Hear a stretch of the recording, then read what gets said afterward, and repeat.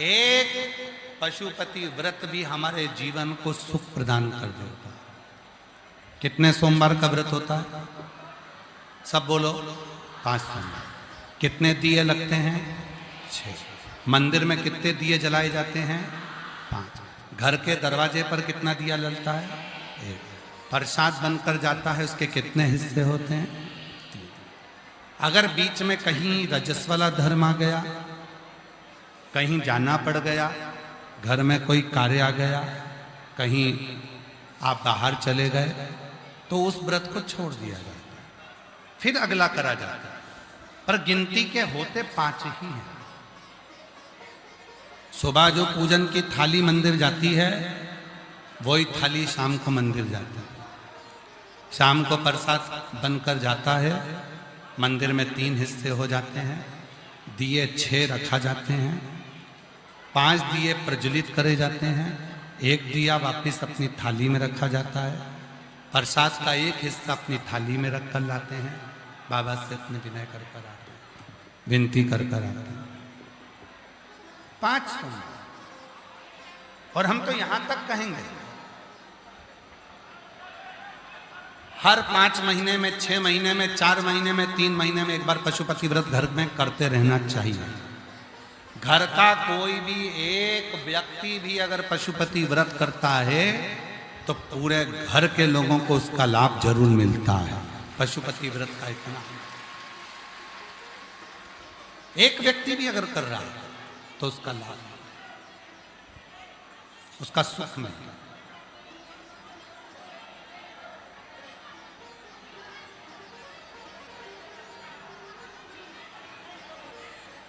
पहला व्रत पशुपतिनाथ का जब करा जाता है, पहला सोमवार,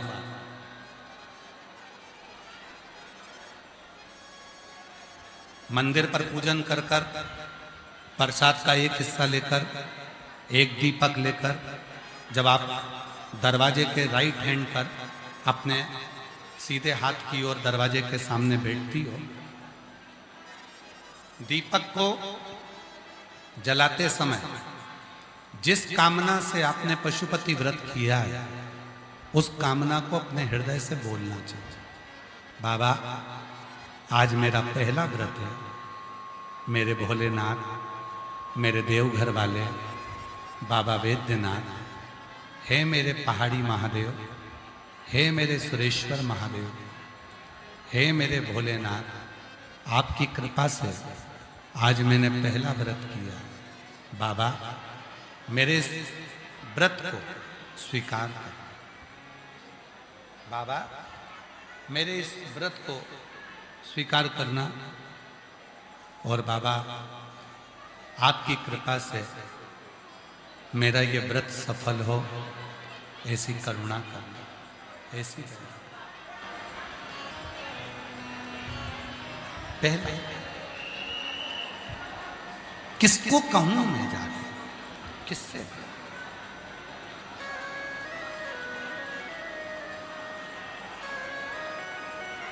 स्कंद पुराण में काशी खंड में लिखा है, लिंग पुराण में स्पष्ट लिखा है, शिव महापुराण में वर्णन किया गया है कि दुनिया के सारे पापियों को इकट्ठा करो और प्रसिद्ध प्रसिद्ध पापियों की पूरी पाप को एक जगह पर इकट्ठा करो,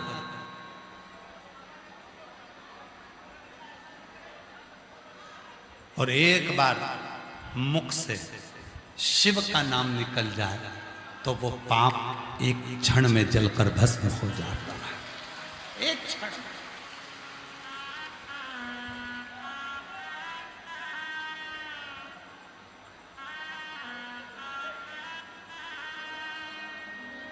दुनिया के सारे पापियों के पाप को अगर एकत्रित करा जाए और मुख से श्री शिवाय नमस्तुभ्यम कहा जाए। हम क्यों कहते हैं आप लोगों को कि अपने अपने घर के दरवाजे पर श्री शिवाय नमस्तुभ्यम का एक स्टिकर चिपका दो, अपनी गाड़ी पर श्री शिवाय नमस्तुभ्यम लगा दो। श्री शिवाय नमस्तुभ्यम शिव महापुराण की विद्धेश्वर संहिता में लिखा है, ये वो मंत्र है जिस मंत्र का केवल उच्चारण करने पर, केवल उच्चारण करने पर अपनी 71 पीढ़ी में भी अगर किसी ने कोई भूल से भी पाप करा होता है तो वो नष्ट हो जाता है।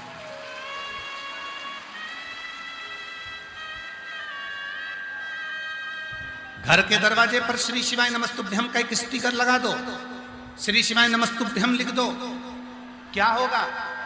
लोग कहते हैं, वास्तुशास्त्री कहते हैं यहां से जीनी को तोड़ो, कोई कहता है यहाँ बाथरूम को तोड़ो, कोई कहता है रसोई घर तोड़ो, कोई कहता है ये दरवाजा तोड़ो, कोई कहता है वो दरवाजा तोड़ो। शिव महापुराण की कथा में कहा गया, एक बार मुख पर अगर कोई दरवाजे के बाहर भी खड़ा हो गया और उसने श्री शिवाय नमस्तुभ्यम को पढ़ लिया, जो अंदर आ रहा है उसके आने से ही हमारा वास्तु दोष पूरा समाप्त हो जाता है।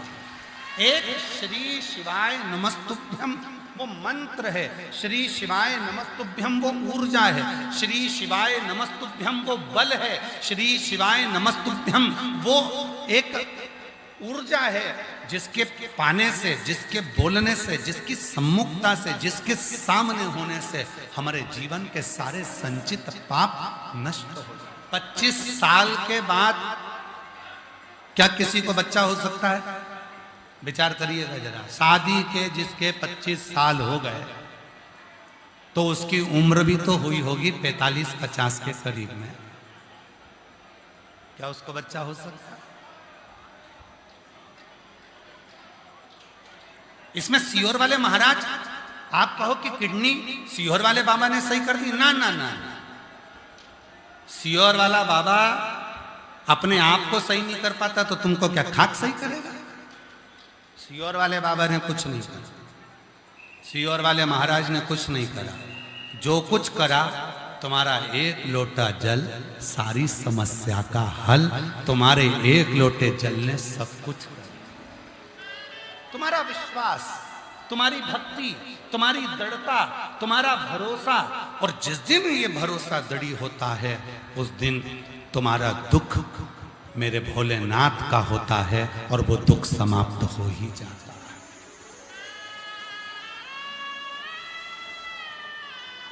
वो दुख तुम्हारा नहीं।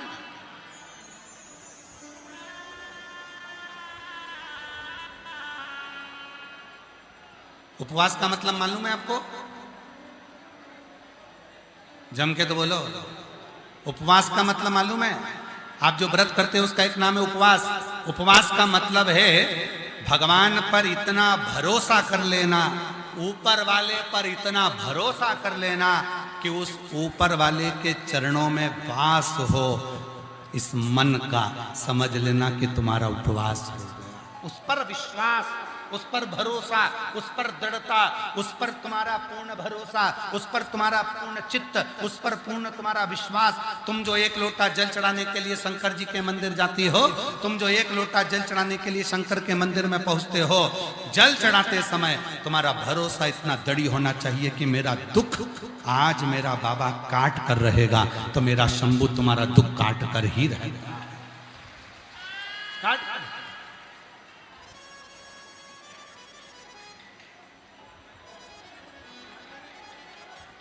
आपका दुख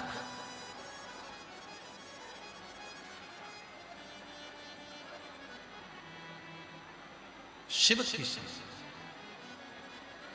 हमने पहले भी कहा, आज फिर कहते हैं, घड़ी बेकार हो गई है, किराने की दुकान पर लेकर मत जाओ। सुधारने के लिए घड़ी बेकार हो गई है तो कपड़े वाले की दुकान पर लेकर मत जाओ। ये हम पहले भी बोल चुके हैं, आज फिर बोल रहे हैं। झारखंड में रांची की पवित्र कथा, घड़ी बेकार हो गई है, किराने वाला सही नहीं करेगा। घड़ी बेकार हो गई है, कपड़े वाला सही नहीं करेगा। घड़ी बेकार हो गई है तो तुम्हारा मोबाइल वाला सही नहीं करेगा। घड़ी बेकार हो गई है, फ्रिज वाला सही नहीं करेगा। घड़ी बेकार हो गई है तो सब्जी वाला सही नहीं करेगा। घड़ी की दुकान पर लेकर जाना पड़ेगी। उसी तरह घड़ी किसने बनाई? समय किसने बनाया? समय हमारे यहाँ कहते हैं उसको काल अधिपति। काल मतलब घड़ी, काल मतलब समय, और काल का जो अधिपति है उसका नाम है महाकाल। तो घड़ी किसने बनाई? शिव ने। समय किसने बनाया? शिव ने। वार किसने बनाए? शिव ने। नक्षत्र किसने बनाया? शिव ने। तिथि किसने बनाई? शिव ने। ये जितना समय ये महा है। इसलिए घड़ी जब बेकार हो, समय जब बेकार चल रहा हो, तो कहीं मत जाओ, एक लोटा जल लेकर मेरे शंकर के मंदिर जाना चालू कर दो। तुम्हारी घड़ी सुधरना प्रारंभ हो जाएगी, तुम्हारी घड़ी संवरना प्रारंभ हो जाएगी। एक लोटा जल, श्री शिवाय, वो घड़ी सुधरना प्रारंभ। कैसा भी पाप कर्म है, हमारी जिंदगी का कितना भी पाप कर्म है, हमारे जीवन में कितनी भी तकलीफ है, हमारे जीवन में कितना भी कष्ट है, हमारे जीवन में कितना भी दुख है, शिव महापुराण की कथा कहती है। कितना सुंदर संवाद देखिएगा। जितने असुर मरे, जितने असुर मरे, जितने असुर मरे, उन असुरों को देवताओं ने मोक्ष दिया। राम जी के हाथ से जो असुर मरे वो भी मोक्ष पाए, भगवान कृष्ण के हाथ से जो असुर मरे वो भी मोक्ष पाए, वो भी मुक्ति पाए। पर भगवान शंकर के हाथ से जितने असुर मरे, जितने असुर मरे, भगवान शंकर ने पूछा तुम्हारे प्राण छूट रहे हैं, मोक्ष चाहिए? असुरों ने कहा नहीं। फिर क्या चाहिए? बस आपके कैलाश का वास दे दीजिए, मैं आपके चरणों में रहूं, जहां मेरा शिव रहे उसके चरणों में मेरा निवास हो, बस ऐसी कृपा कर दीजिए। हमें मोक्ष नहीं, मोक्ष नहीं। इसको कहते हैं शुद्ध भाव, इसको कहते हैं शुद्धता का भाव, इसको कहते हैं शुद्ध भाव, शुद्ध भाव।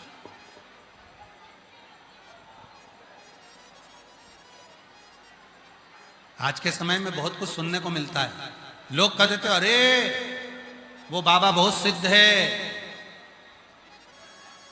खूब चर्चा चलती है ना, सरल है। वो बाबा बड़ा सिद्ध है, वो सब जानता है, वो आगे का भी बता दे, पीछे का भी बता दे, ये भी बता दे, वो भी बता दे, वो बहुत उसके शिष्य हैं, बहुत बड़े बड़े उसके चेले हैं, वो सब जानता है, वो सिद्ध है। फिर कहा एक पहाड़ पर वो बाबा रहता है, वो सिद्ध है। फिर कहा एक वो वहां रहता है, वो सिद्ध है। पर शिव महापुराण की कथा कहती है सिद्ध होना सरल है पर शुद्ध होना कठिन है। सिद्ध होना सरल है,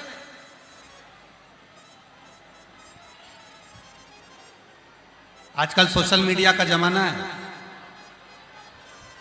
तुमको भी सिद्ध बना सकते हैं अगर तुम्हें बनना हो तो। सिद्ध होना सरल है। 8-10 कैमरे लगाओ, थोड़ा डेंटिंग पेंटिंग करो और बैठ जाओ, सिद्ध हो जाओगे। सिद्ध होना सरल है और शुद्ध होना बहुत कठिन है। सिद्ध कोई भी बन सकता है पर शुद्ध कोई नहीं बन पाता। शुद्ध वही बन पाता है जिस पर मेरे देव अधिदेव महादेव की कृपा होती है, करुणा होती है, दया होती है। वो सिद्ध नहीं चाहिए। कलिकाल में अगर कोई जरूरत है तो सिद्ध की नहीं, शुद्ध की जरूरत।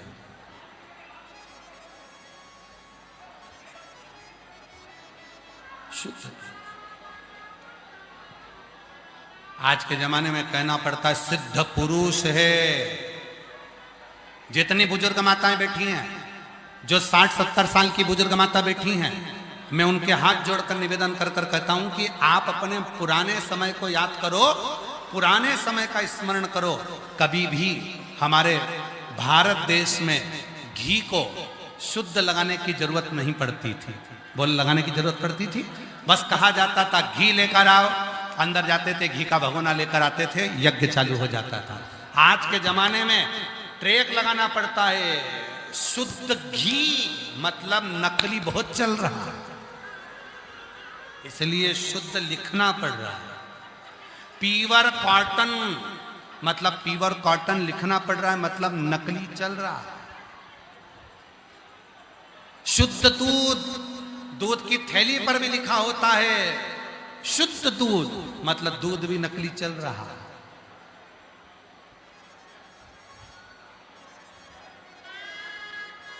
सोने पर भी लिखना पड़ता है इतना कैरेट का, और 99% का सिक्का है, मतलब उस पर भी लिखना पड़ता है, वो भी नकली चल रहा है। मतलब सिद्ध तो बहुत हैं पर शुद्ध नहीं मिल पाते। शिव महापुराण की यही कथा कहती है, आपको और हमको सिद्ध नहीं बनना, आपको और हमको शुद्ध बनना है। एक लोटा जल चढ़ाकर बाबा के हो जाना है और बाबा को अपना बना लेना है। एक लोटा जल चढ़ाकर आप बाबा के हो जाओ, बाबा आपका हो जाओ, और कुछ भी। पार्वती मैया, रेशा नहीं आ रहा है भाई, पार्वती मैया शिव जी से विनय करते हैं,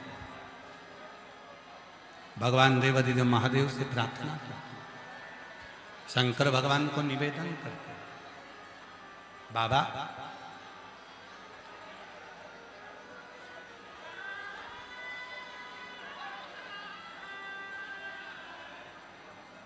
ये संसार की जितनी नदियां बहती हैं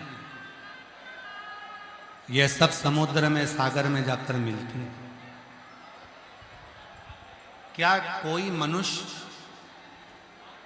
जो भगवान शंकर का नाम ही नहीं लेता हो, शिव जी के नाम का उच्चारण भी नहीं करता हो, शिव ये चल रहा है, शिव मंत्र को नहीं जपता हो, शिव मंत्र का उच्चारण नहीं करता हो, शिव नाम का उच्चारण नहीं करता हो, क्या वो मनुष्य भी शिव तक पहुंचता है? क्या वो मनुष्य भी शिव तक पहुंच जाता है? क्या वो मनुष्य भी भगवान शंकर तक पहुंच जाता है? इस शरीर को कहते हैं जीव। जम के बोलो, क्या बोलते हैं? जीव। फिर से बोलिए, क्या कहते हैं? जीव। इस शरीर को, मानव देह को जीव कहते हैं, इसको जीव कहते हैं। और इस जीव का काम क्या है? कभी भी जाए, किसी भी समय जाए, किसी भी घड़ी जाए, पर ये शिव के पास जाए। शिव किसी भी घड़ी पहुंचे पर ये शिव के पास पहुंचे। कितना संभाला है।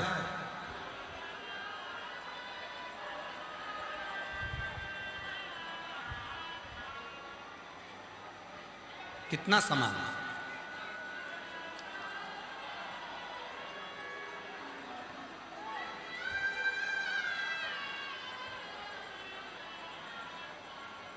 किराए का मकान है, शरीर मिला है, आत्मा रह रही है। रोज किराए के मकान को साफ करना पड़ता है। कभी कभी खिड़कियां बेकार हो जाती हैं तो इन खिड़कियों को भी बदलना पड़ता है। कभी कभी किराए के मकान का दरवाजा भी खराब हो जाता है, उसको भी बदलना पड़ता है। कभी कभी किराए के मकान के पूरे छप्पर भी उड़ जाते हैं, संभालना पड़ता है। पर अंत किसके लिए? हमने किसके लिए जोड़ा, हमने किसके लिए संभाला इस किराए के मकान को? उस शिव के, ओगरदानी। आप यहां से जाओगे, जब लोग पूछेंगे कहां गई थी कथा में, क्या करने गई थी कथा में? कथा सुनने। क्या सुना कथा में? क्या लेकर आई कथा?